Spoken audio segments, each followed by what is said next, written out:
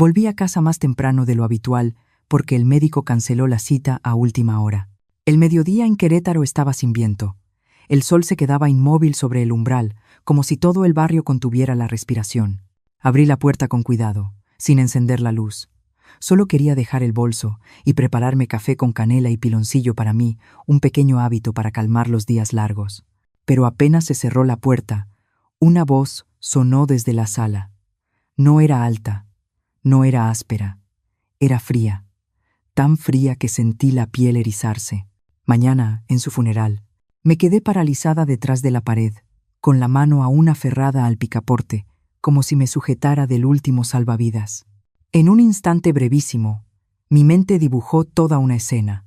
Mi retrato junto a velas blancas, las coronas formando una cruz, y mi hijo el niño que crié sola de pie ahí, firmando unos papeles cuyos nombres yo no había alcanzado a leer. No escuché con claridad el resto de lo que decía.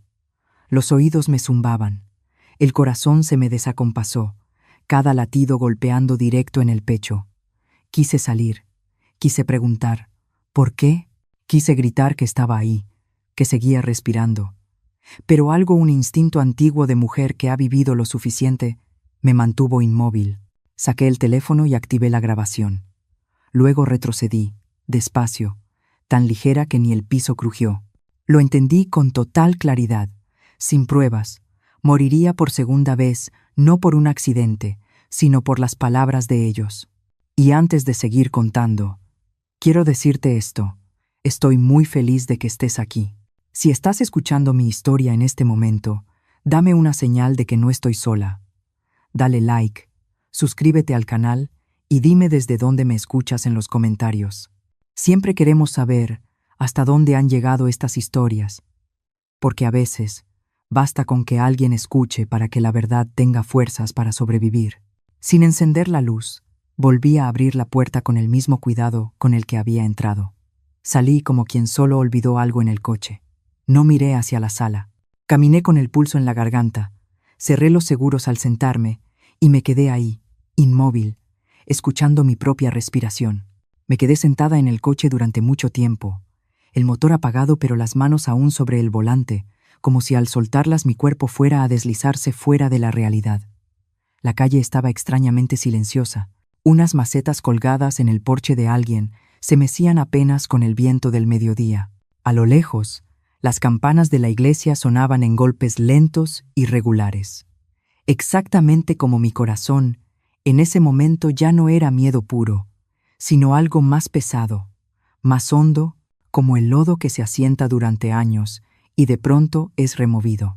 Supe que no podía volver a casa, al menos, no todavía. Si entraba en ese momento, si miraba de frente a mi nuera y le preguntaba qué acababa de decir, o me echaría a llorar como una débil, justo la imagen que ella había construido con tanto empeño, o haría algo que me cerraría cualquier camino de regreso para siempre. He vivido lo suficiente para entenderlo. Hay momentos en que el silencio no es rendirse, sino prepararse. Conduje 2 calles más y me detuve.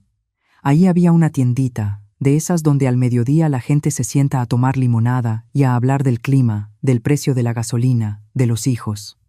No bajé del coche, solo necesitaba un lugar para estacionarme lo bastante lejos como para que nadie me viera, y lo bastante cerca como para que, si ocurría algo extraño, aún tuviera cómo volver.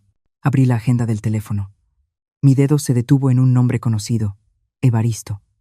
Don Evaristo. El hombre que había arreglado el coche viejo de mi esposo quién sabe cuántas veces. El mismo que una tarde polvorienta se quedó conmigo a la orilla del camino cuando el auto se apagó y Ernesto, mi esposo, solo soltó una risa y dijo: «Menos mal que está Evaristo, si no, aquí me muero bajo el sol». Ernesto murió hace muchos años. Pero Evaristo seguía ahí. El mismo taller pequeño en la esquina de siempre. El mismo olor a aceite y metal.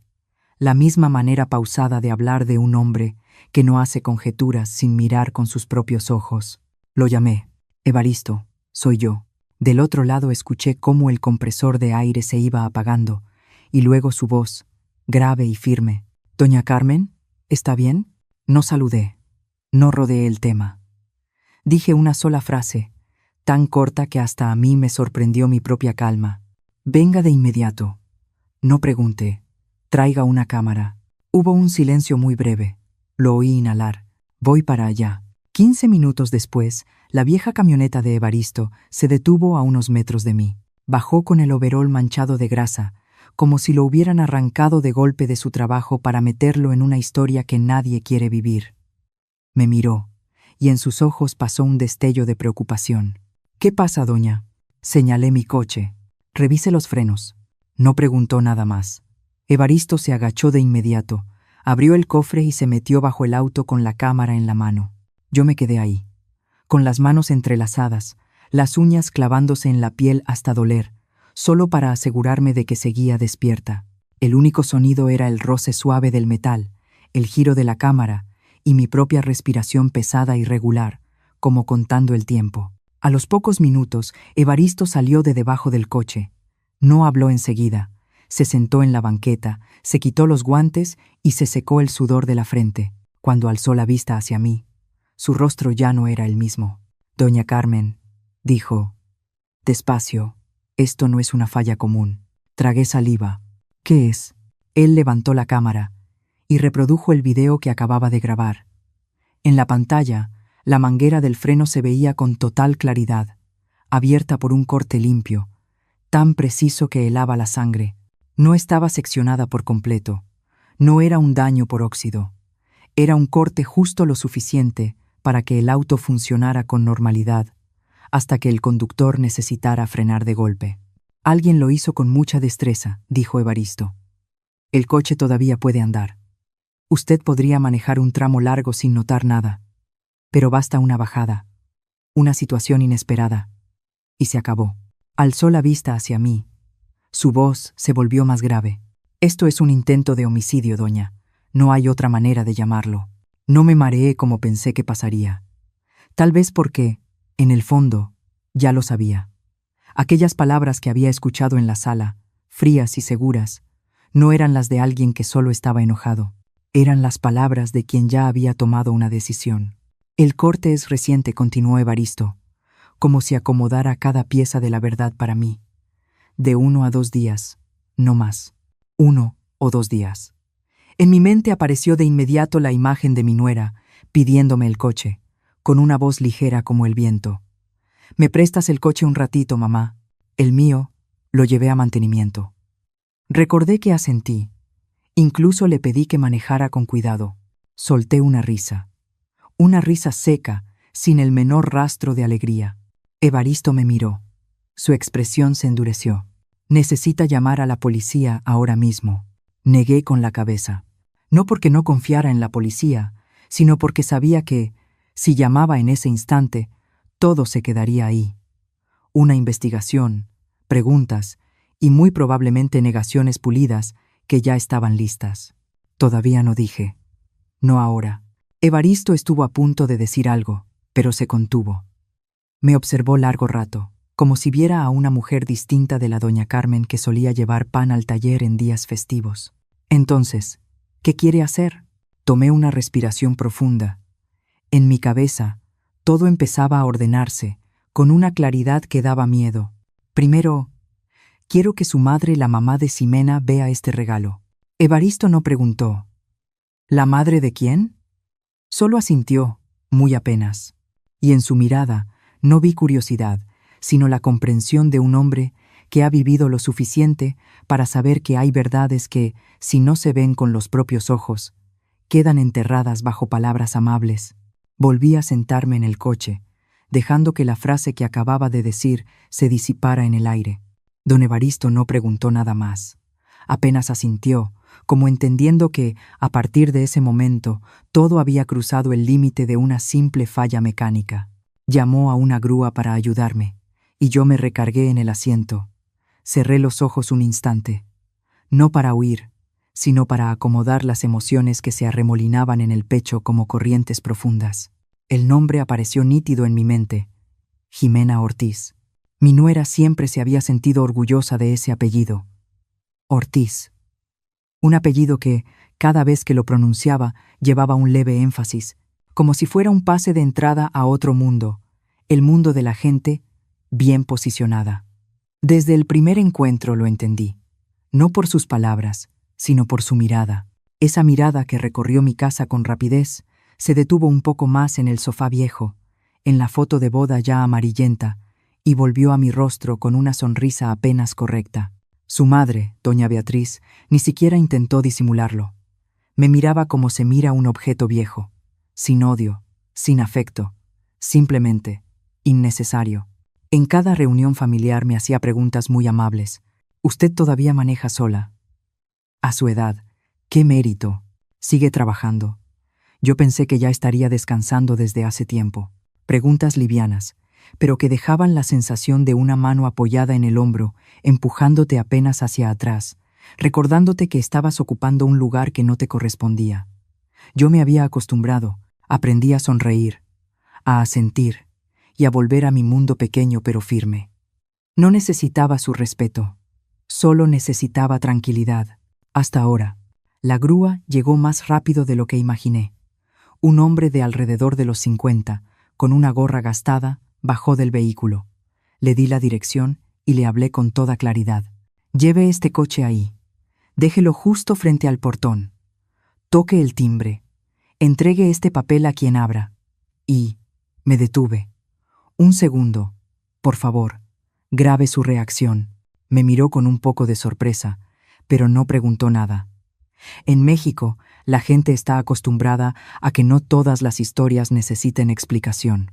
Asintió y tomó el papel de mi mano. Lo escribí con pluma de tinta azul, con letra firme, sin temblor, como si anotara algo perfectamente normal. Este es el regalo de su hija. Los frenos fueron cortados para matarme. El video ya fue respaldado, sin reproches, sin signos de exclamación, solo la verdad, desnuda y fría. Cuando mi coche fue enganchado y comenzó a alejarse, me quedé mirando. Dentro de mí surgió una sensación extraña. No era satisfacción, tampoco venganza. Era la sensación de alguien que por fin se quita un peso del pecho, aún sabiendo que enseguida se avecina otra tormenta. Regresé a mi auto, encendí el motor y conduje despacio hasta quedar frente a la casa de doña Beatriz. No demasiado cerca. No quería que me vieran, solo lo suficiente para esperar. Ese barrio era muy distinto al mío. Muros altos, pintados de colores claros, portones de hierro pesados y relucientes. Árboles podados con cuidado, como si ninguna rama tuviera permiso de crecer fuera de lugar. Estacioné bajo la sombra de una yacaranda en plena caída de flores moradas, apagué el motor y me quedé inmóvil. El tiempo avanzaba con una lentitud desesperante. Miraba el reloj y luego el portón de aquella casa. En mi mente ya no estaba la imagen de Jimena, sino la de doña Beatriz, una mujer que había dedicado la vida entera a construir una fachada perfecta para su familia. Me pregunté cómo reaccionaría cuando esa fachada empezara a resquebrajarse. El teléfono vibró. Un mensaje breve del número del conductor de la grúa. Terminó de leer la nota. Se puso blanca. Está gritando, llamando a Jimena. No respondí de inmediato. Me quedé mirando la pantalla, releyendo cada palabra, como para asegurarme de no haber entendido mal. Luego dejé el teléfono en el asiento de al lado.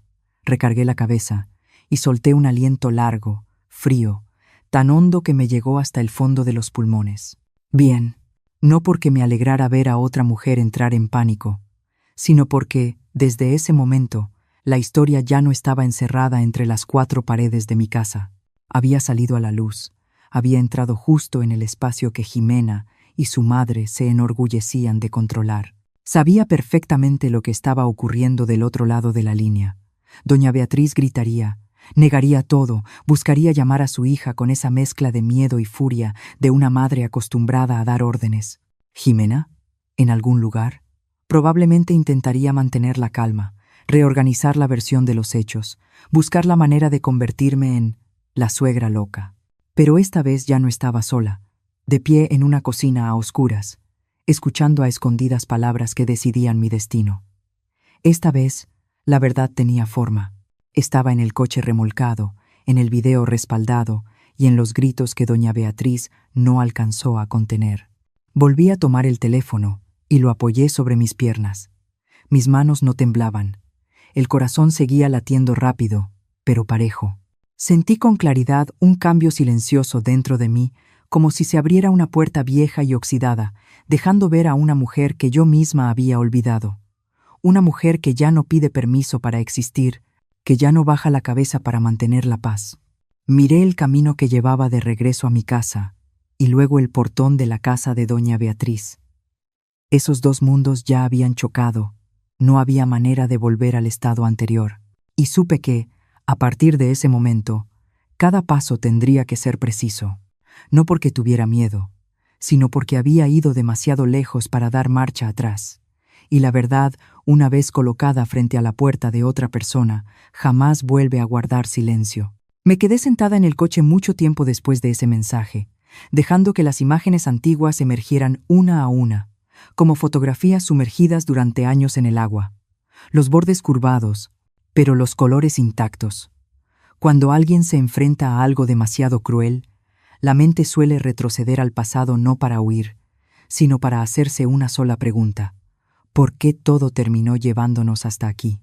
Y entonces empecé a recordar 5 años atrás, el día en que Emiliano llevó a Ximena a casa. Era una tarde de domingo. Las campanas de la iglesia sonaban con regularidad, y el aroma del café de olla aún flotaba en la cocina. Emiliano entró con su porte habitual alto, delgado, cuidadoso, al punto de dejar los zapatos bien alineados junto a la puerta. Mi hijo era arquitecto, pero en las cosas pequeñas seguía siendo el niño que crié entre noches de guardia en el hospital y madrugadas apresuradas. Me quería a su manera silenciosa. No hablaba mucho, pero nunca olvidaba preguntarme si ya había comido. Ximena entró medio paso detrás de él, el cabello brillante, los tacones marcando el piso con un golpeteo suave, la sonrisa perfecta, como salida de una revista. Me saludó con mucha cortesía, con una voz tan dulce que resultaba difícil no devolverle la sonrisa. Pero cuando recorrió la casa con la mirada rápido, con discreción, vi algo cruzar por sus ojos. No era un desprecio evidente, era evaluación. La cena transcurrió tranquila. Emiliano habló más de lo normal, quizá para que yo viera que era feliz. Ximena habló de su trabajo, de proyectos, de personas conocidas. Yo escuché, asentí, hice las preguntas justas. No me opuse, tampoco intenté acercarme de más. Creí que había aprendido a ocupar el lugar correcto. Los meses siguientes pasaron muy rápido, tan rápido que solo me di cuenta cuando ya estaba al margen. Emiliano empezó a visitar menos la casa. Las cenas de domingo se convirtieron en mensajes breves. Esta semana ando ocupado, mamá. Ximena siempre estaba presente en las decisiones suave, razonable, con el aire constante de quien solo quiere lo mejor. Nunca dijo de frente que yo fuera el problema. Solo fue sembrando pequeñas semillas. Tu mamá es muy sensible, Emiliano. Solo me preocupa que malinterprete las cosas. Me preocupo por ella. A esta edad, y todavía manejando sola, es peligroso. Te quiere tanto que no se da cuenta de la presión que cargas. Dichas por separado, esas frases no tenían nada de malo. Yo las escuchaba, Emiliano las escuchaba, y vi cómo mi hijo empezaba a dudar cada vez que yo hablaba. No me contradecía, pero guardaba silencio, y con el tiempo, ese silencio se volvió un muro. No es que yo no lo viera, lo veía con claridad. Veía cómo Ximena apoyaba la mano en el brazo de Emiliano cada vez que yo decía algo que no le agradaba. Veía la mirada de mi hijo pasar por mí y apartarse. Veía cómo poco a poco dejaba de ser la madre para convertirme en algo que había que administrar. Pero tenía miedo. Miedo de que, si reaccionaba, si decía claramente que no me gustaba cómo Ximena hablaba de mí, Emiliano pensara que yo estaba arruinando su felicidad. Miedo de que me colgaran la etiqueta conocida, la suegra difícil, y el miedo más grande de todos, perder a mi hijo. No perderlo porque dejara de existir, sino perder el derecho a estar presente de manera natural en su vida. Así que elegí el silencio. Elegí ceder. Me dije que quizás sí estaba envejeciendo, que tal vez debía aprender a dar un paso atrás. Me convencí de que, mientras Emiliano estuviera bien, mientras tuviera su familia, mis pequeñas heridas no importaban. Pero esas pequeñas heridas se acumularon.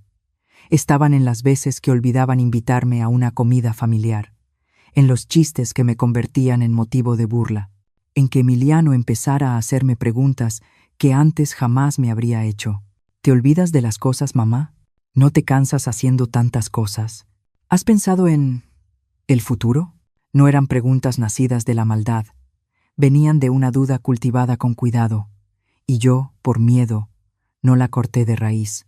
Hasta que una noche, mientras yo lavaba los platos, Emiliano se sentó a la mesa de la cocina. Dudó, igual que cuando era niño y estaba a punto de confesar alguna falta. Mamá, dijo, no te pregunto esto por curiosidad. Me volví hacia él y me sequé las manos en el trapo. Sí, dime. Evitó mirarme a los ojos. Ximena dice que en la familia estas cosas deben aclararse desde temprano.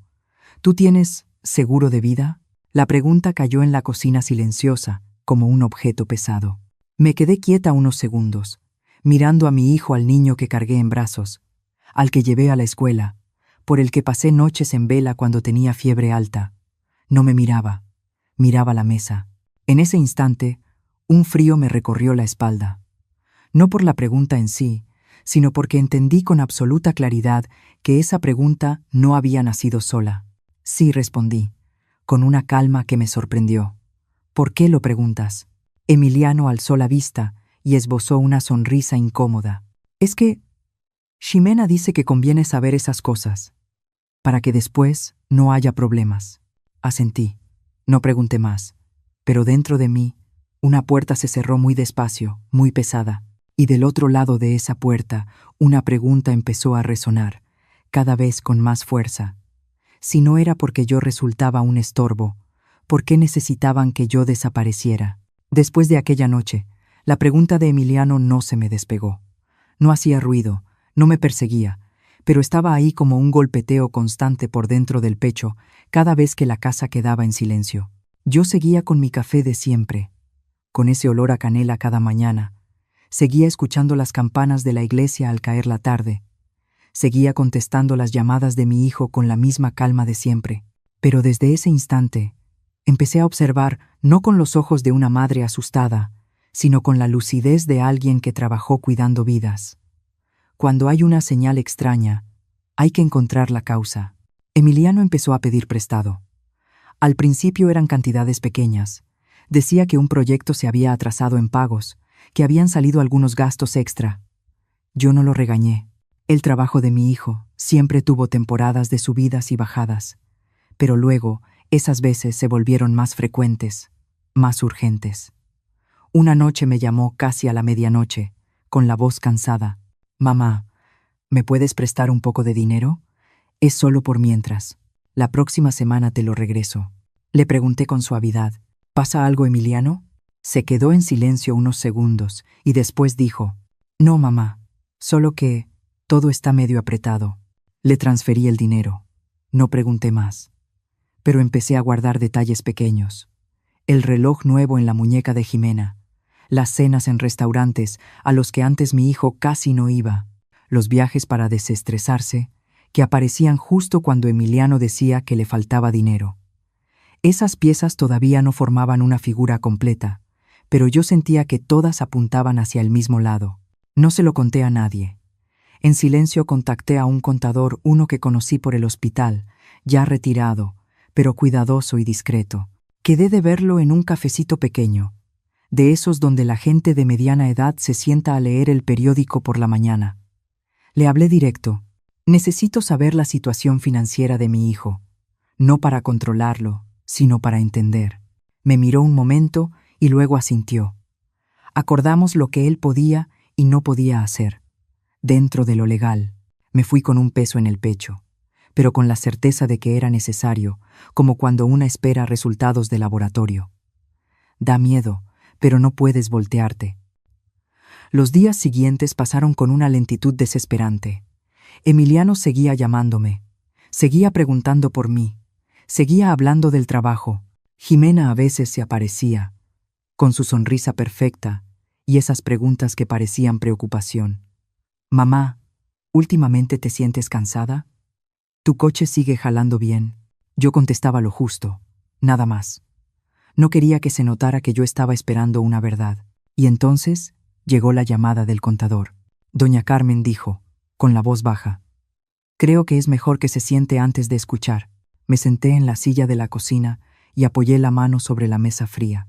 Dígame, no le dio vueltas. Me habló de que Ximena había perdido el trabajo desde hacía meses por gastos que no eran transparentes y de que había ocultado todo eso por completo frente a Emiliano.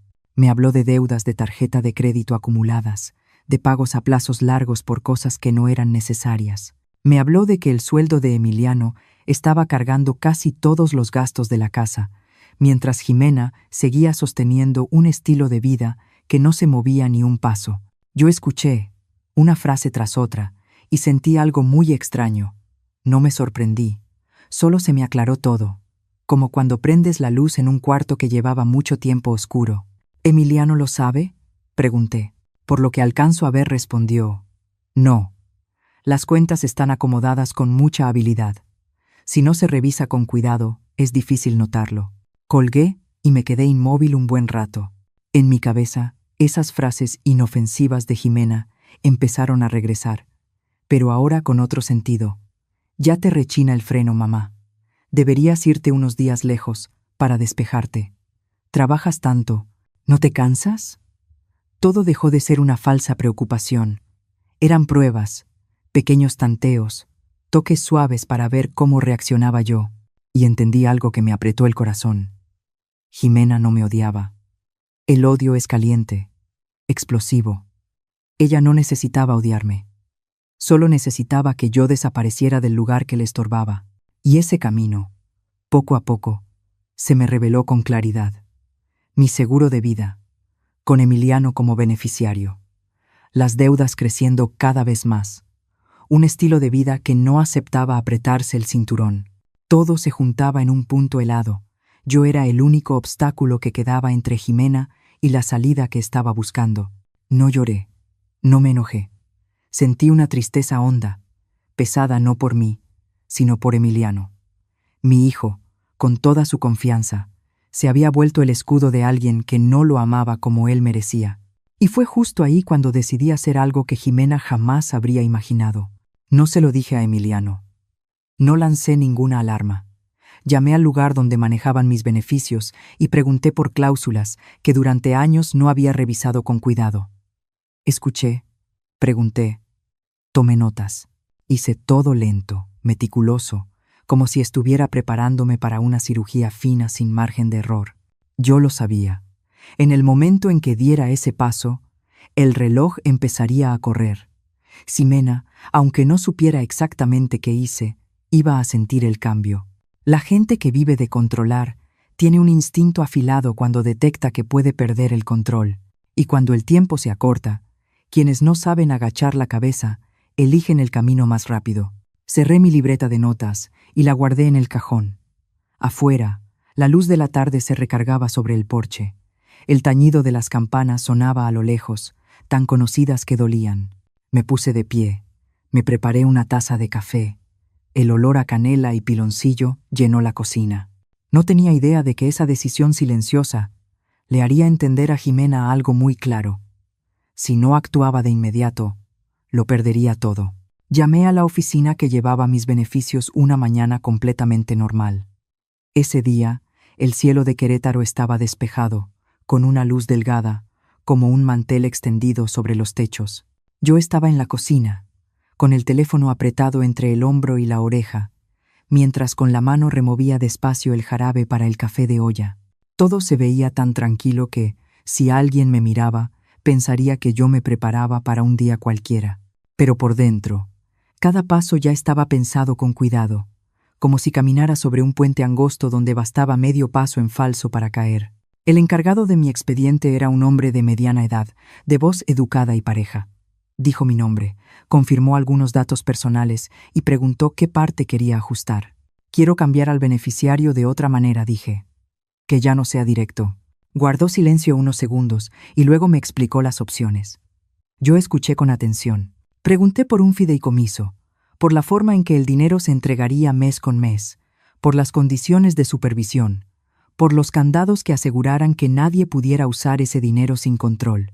Pregunté como una mujer que estaba ordenando su futuro, no como alguien que se estaba protegiendo de un peligro cercano. Eso significa, dijo él, que el monto solo se activará por completo si el beneficiario mantiene una vida estable, sin conductas de riesgo, y el fideicomiso tendrá supervisión independiente. Entiendo, respondí. Eso quiero. Cuando colgué, sentí la mano cansada.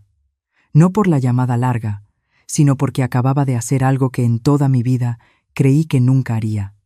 Poner un límite, incluso con mi propio hijo. No porque yo no confiara en Emiliano, sino porque sabía que, si Jimena se enteraba, iba a torcer la historia de forma que Emiliano tuviera que elegir un bando, y yo no quería que él eligiera. No le dije nada a Emiliano. Cuando me llamaba para saber cómo estaba, yo contestaba como siempre. Cuando Jimena venía, yo sonreía, servía agua, preguntaba por el trabajo, pero empecé a notar cambios muy pequeños en ella, cambios que solo ve alguien que ha vivido años dentro del silencio. Jimena se volvió más irritable. Ya no tenía la paciencia de antes para disimular. Fruncía el ceño con frecuencia, suspiraba a menudo, hablaba del dinero con fastidio. Sus palabras de preocupación hacia mí empezaron a tener filo. Tu coche volvió a hacer ruido, dijo una vez, justo cuando yo acababa de estacionarme frente a la casa. Deberías revisarlo pronto. Es peligroso. Estoy bien, respondí, con voz suave. Ya estoy acostumbrada. Me miró. En sus ojos pasó algo muy rápido, apenas un destello, y luego se dio la vuelta. Otra vez, me sugirió que me fuera a cambiar de aire. Has trabajado toda la vida, dijo. ¿Por qué no te vas lejos un tiempo, para descansar? Emiliano y yo nos encargamos de todo. Miré a Emiliano. Mi hijo asintió por costumbre, como si fuera una propuesta razonable. Sonreí y dije que lo pensaría. Pero por dentro, una sensación fría me atravesó con claridad. El tiempo se estaba acortando. Unos días después, recibí la segunda llamada del contador. Doña Carmen me dijo: encontré algunas cosas más que debería saber. Nos reunimos en el mismo café de siempre. Abrió la computadora portátil y giró la pantalla hacia mí. Ahí estaba el historial de búsquedas de la computadora que Emiliano y Jimena compartían, líneas que me obligaron a apretar las manos para que mi rostro no delatara nada. Accidente de auto que parece falla técnica. ¿Cuánto tarda el seguro en pagar después de un accidente? Se puede negar el pago si el accidente no tiene causa clara. No era una sola vez, no era algo al azar. Eran búsquedas repetidas, durante semanas. Esto ya no es una suposición, dijo en voz baja. Esto es premeditación. Asentí. No porque lo aceptara, sino porque ya lo había anticipado. Cuando alguien vive del control y teme perderlo todo, busca la manera de convertirlo en un accidente. Esa tarde, regresé a casa muy despacio. Caminé un buen tramo por el barrio, escuchando a los niños jugar con el balón, el radio sonando desde alguna ventana. Me pregunté cuántas veces en mi vida había elegido callar para conservar la paz. Y esta vez, si volvía a callar, el precio sería mi propia vida. Ximena empezó a empujarme hacia situaciones cada vez más incómodas. Mencionaba la bajada cerca de la casa, donde los frenos se usan más. Me pedía que la llevara en trayectos largos. Se molestaba cuando yo me negaba. Siempre exageras, me dijo una vez, sin ocultar la irritación. Hablas como si todo el mundo estuviera en tu contra. La miré durante un largo momento. En sus ojos ya no estaba la dulzura fingida. Vi presión. Y detrás de esa presión, el miedo a perder el control. Supe que iba por el camino correcto. Pero también supe que no bastaba. Tenía palabras, tenía documentos, tenía cifras frías. Pero para clavar una verdad en este mundo, a veces se necesita algo imposible de negar: imágenes. Pensé en el coche. Pensé en el tiempo que Ximena lo había usado. Pensé en los mediodías tranquilos del barrio, cuando la gente está en el trabajo y solo quedan algunos adultos mayores en casa. Y entonces, como la última pieza que encaja sola, recordé al vecino, la casa justo al lado, donde don Julián riega las plantas cada mañana, donde una pequeña cámara está montada bajo el alero, apuntando directo a la calle frente a mi casa. Yo había visto esa diminuta luz roja parpadear cada noche, pero nunca le había dado importancia. Me detuve frente a mi portón, apoyé la mano en el cerrojo y respiré hondo. No entré de inmediato, me quedé ahí, bajo la luz tenue de la tarde, escuchando mi corazón latir firme y parejo, ya sin el desorden de antes. Sabía lo que me faltaba, y sabía que estaba muy cerca. Esa noche no entré a la casa de inmediato. Me quedé un rato más bajo el porche, mirando la luz amarilla que salía de la ventana de la sala, donde Jimena hablaba con Emiliano en voz baja pero apurada. No distinguía las palabras, solo veía sus manos moverse rápido y rígidas. Veía a mi hijo sentado, un poco encorvado, esa postura suya de siempre cuando intenta mantener la paz. Me di la vuelta. Hay verdades que, si se escuchan en ese momento, solo desordenan el corazón.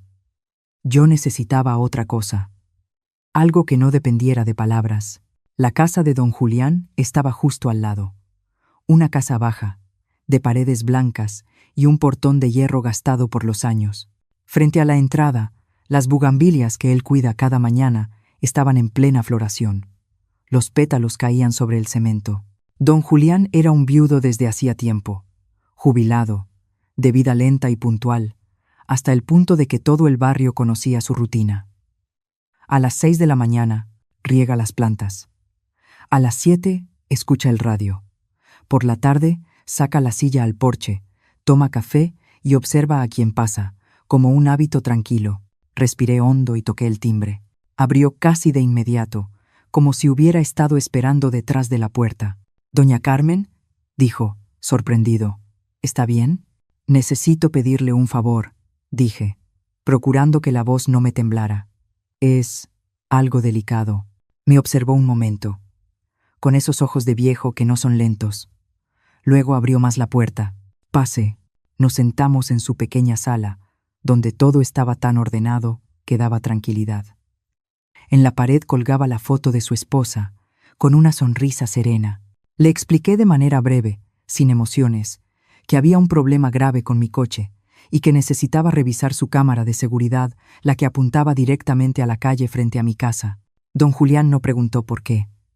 Solo se levantó y caminó hacia un rincón, donde había una computadora sobre un escritorio.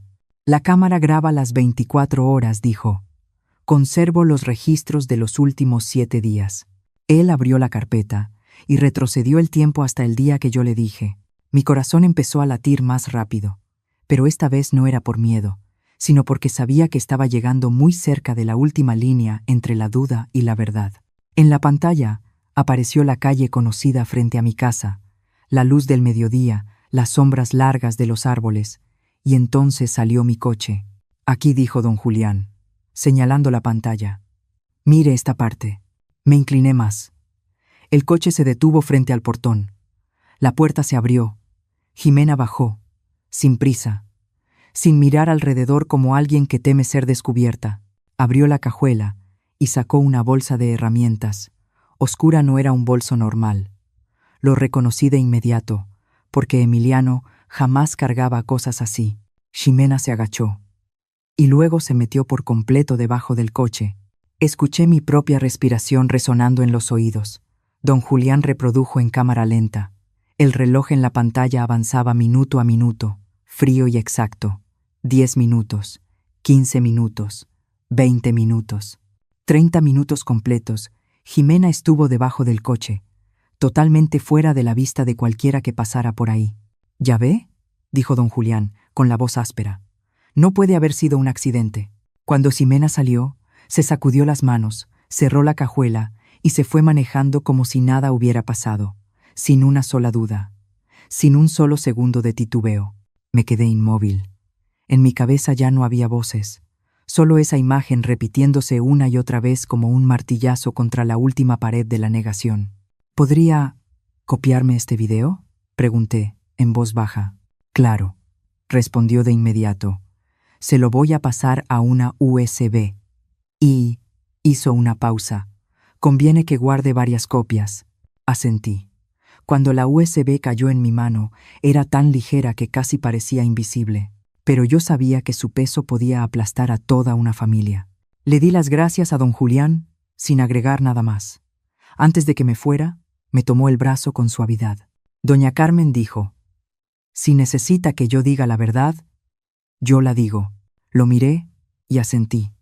No prometí nada, solo supe que acababa de cruzar un punto sin regreso. Al llegar a casa, no abrí la puerta de inmediato.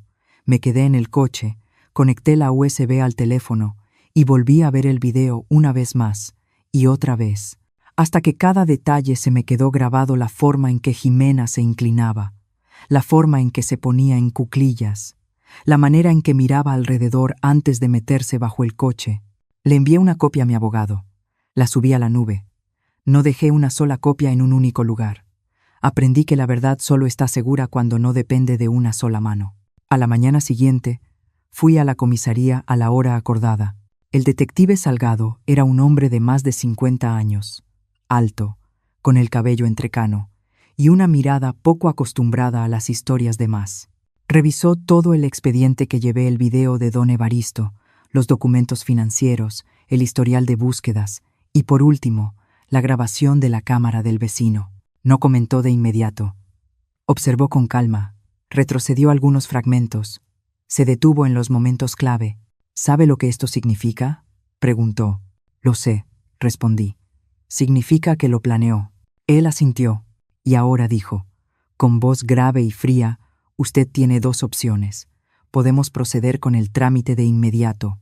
O, levantó la mirada y me sostuvo los ojos. ¿Quiere atraparla en el acto? No contesté enseguida.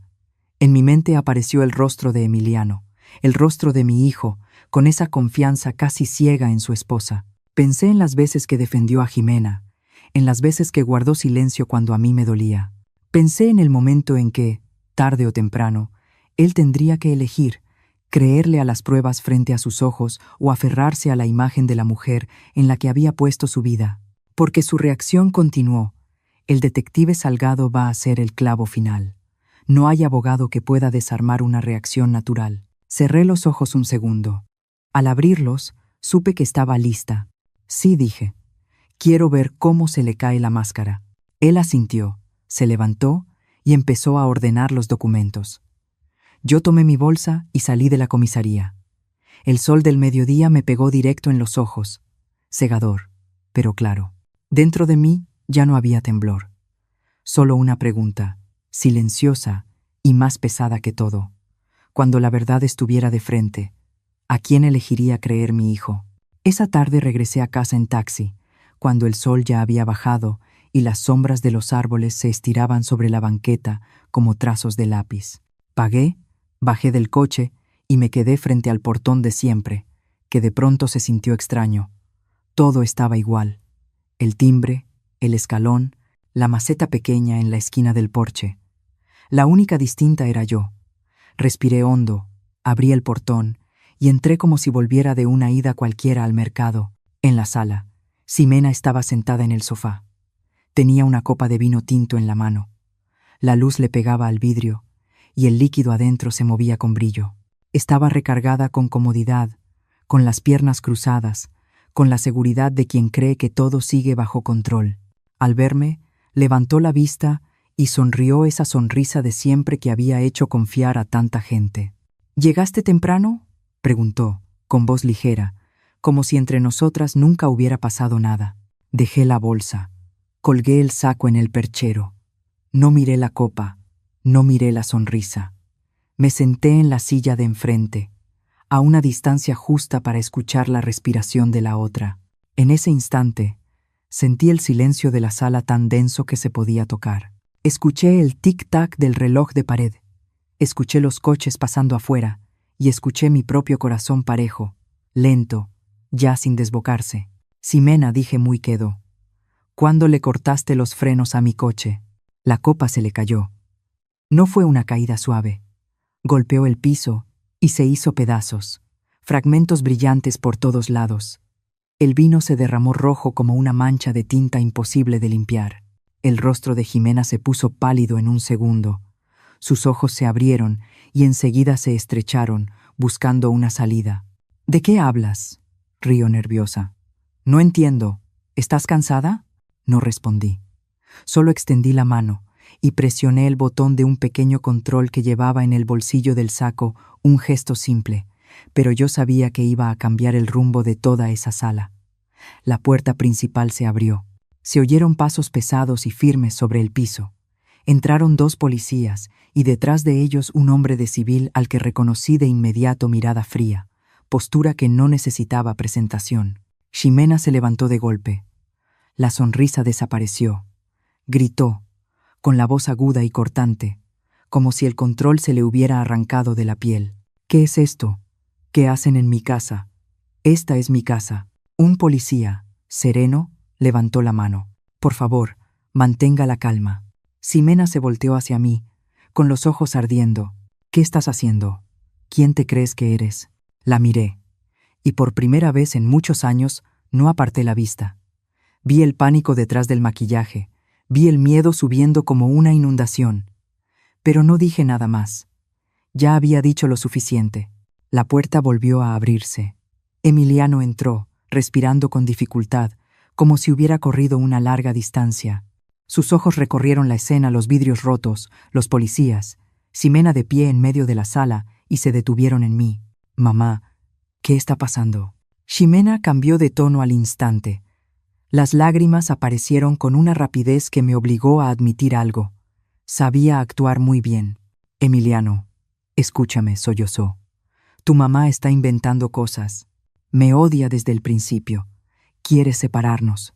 Avanzó hacia Emiliano, pero la policía la detuvo. Emiliano se quedó inmóvil, con los brazos caídos, el desconcierto marcado en el rostro. Vi a mi hijo buscando un punto de apoyo, una explicación conocida, a la cual aferrarse para sostener el mundo en el que había creído. El hombre de civil dio un paso al frente. Vamos a aclararlo ahora mismo, dijo. Por favor, presten atención. Encendió el dispositivo de audio. En la sala resonó la voz que yo había escuchado aquel día en el pasillo, la voz de Ximena, fría y firme. Mañana, en su funeral.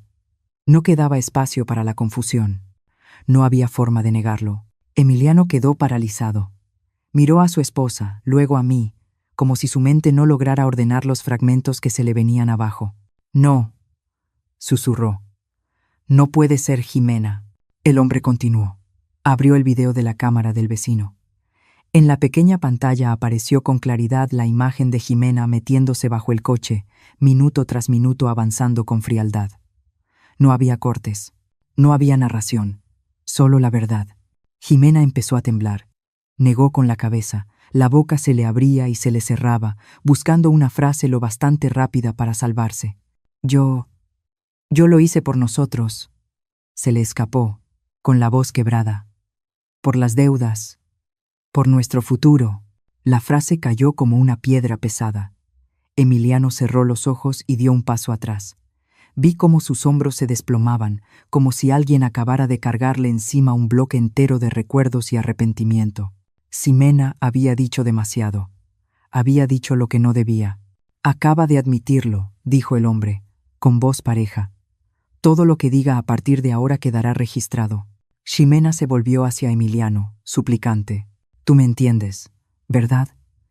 Yo solo quería que viviéramos mejor. Tu mamá ya lo tiene todo. Emiliano no respondió. Me miró. Esa mirada me apretó el pecho no por enojo, sino por una tristeza profunda y antigua. Me miró como se mira a un desconocido, no por rechazo, sino por reconocer algo que durante mucho tiempo se negó a ver. Mamá, dijo en voz baja. ¿Por qué no me dijiste esto antes? Abrí la boca y volví a cerrarla. Hay respuestas que no caben en un solo aliento. Solo lo miré, sosteniendo la mirada con firmeza, como aprendí después de tantos años de silencio. Sabía que en ese momento lo importante no era mi explicación, sino la verdad erguida en medio de la sala. La policía avanzó y puso la mano sobre el hombro de Ximena. Ella se sacudió. El llanto se convirtió en gritos. La fachada elegante se desmoronó por completo. Emiliano giró el rostro. Yo no aparté la vista de mi hijo. Quería que me viera no como la madre débil que siempre cedía, sino como alguien que había soportado demasiado tiempo para protegerlo de verdades que él no quería creer. En medio de ese caos, sentí con claridad que algo estaba cambiando. No en Ximena, en Emiliano. Mi hijo estaba frente a la verdad desnuda, y por primera vez no podía apartarse. Ximena fue llevada ese mismo atardecer. No miré cuando se cerró la puerta del vehículo, no por frialdad, sino porque sabía que, Si miraba, todo lo contenido durante años saldría de una forma que no podría controlar. Emiliano se quedó inmóvil en el escalón, con los brazos colgando, la mirada fija en el suelo donde la copa de vino se había roto. No lloró. Tampoco habló. Hay impactos tan grandes que las lágrimas no alcanzan a formarse. Los días siguientes transcurrieron en un estado extraño, como si el tiempo hubiera cambiado de ritmo. Tuve que ir varias veces a la fiscalía, firmar documentos, responder preguntas. Todo avanzó despacio, conforme al procedimiento, sin el ruido que uno imagina. Jimena quedó en prisión preventiva mientras se investigaba el caso. Su familia actuó rápido y contrató abogados, personas de palabras suaves, miradas afiladas, acostumbradas a torcer las historias. En la primera audiencia, con todas las partes presentes, me senté con la espalda recta y las manos sobre la mesa, escuchándolos hablar de mí como si no estuviera ahí. Nuestra clienta sufre una presión psicológica severa, dijo uno. Cayó en un estado prolongado de ansiedad por las deudas y por la relación tensa con su suegra. Otro agregó, con un tono lo bastante amable para parecer objetivo.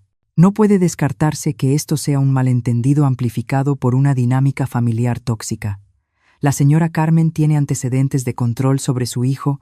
Escuché y por un instante reconocí algo muy familiar.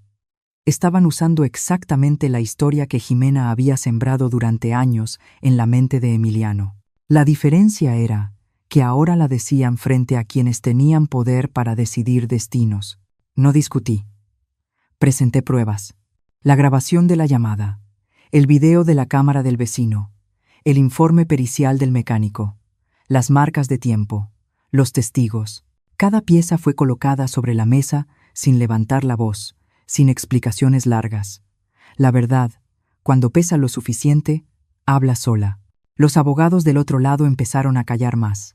Las palabras suaves se volvieron rígidas. Vi cómo intercambiaban miradas, la mirada de quienes entienden que hay casos que no se pueden torcer. Emiliano estuvo presente en la audiencia inicial. Se sentó detrás de mí, en silencio. No volteé, pero sentí su presencia con claridad, un peso cercano y distante a la vez. Cuando uno de los abogados mencionó la frase «suegra rencorosa», sentí que el hombro de mi hijo se estremecía apenas, pero no dijo nada. Después de esa sesión, recibí una llamada del contador. Su voz era más grave y cautelosa que de costumbre. «Doña Carmen, encontré algo más. Creo que usted y Emiliano deberían saberlo». Nos vimos por la tarde en su pequeño despacho. Emiliano fue conmigo, se sentó frente a nosotros, con las manos entrelazadas y la mirada cansada. Vi a mi hijo envejecer varios años en solo unos días. El contador abrió otro expediente. No eran listas de deudas ni estados de cuenta, eran mensajes.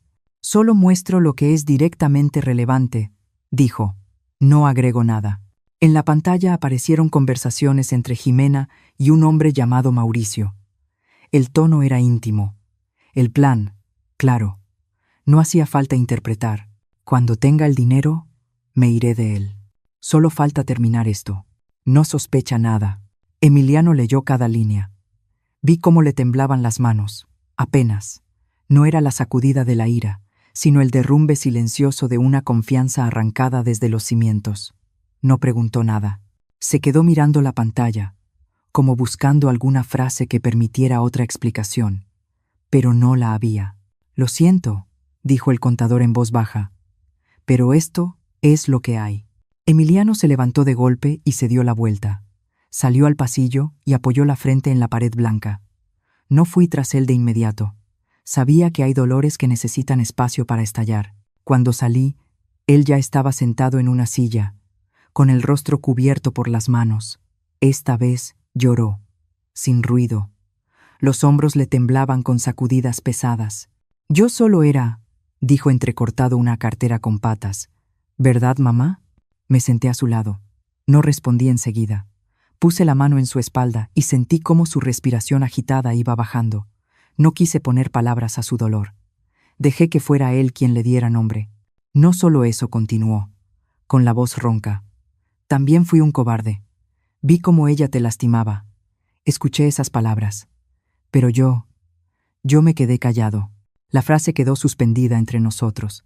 Cerré los ojos por un instante, no porque me sorprendiera, sino porque sabía que, por fin, había tocado el verdadero nudo, no la traición de Jimena, sino su propio silencio. En los días siguientes, todo avanzó en paralelo. El expediente legal siguió fortaleciéndose. La familia política empezó a bajar el tono. A Ximena la separaron de todo medio de comunicación. Pero en mi casa, otro proceso estaba ocurriendo más lento, más doloroso, pero inevitable. Esa noche, cuando todo se calmó un poco, Emiliano vino a mi casa. No a la casa del matrimonio. A mi casa. La cocina pequeña estaba iluminada. Preparé té y coloqué 2 tazas sobre la mesa. Ninguno se apresuró a beber. Nos sentamos frente a frente. Ya no había policías, ya no había abogados, solo una madre y su hijo, y los años que nunca se habían dicho. Emiliano levantó la vista hacia mí, con los ojos enrojecidos, pero ya sin pánico.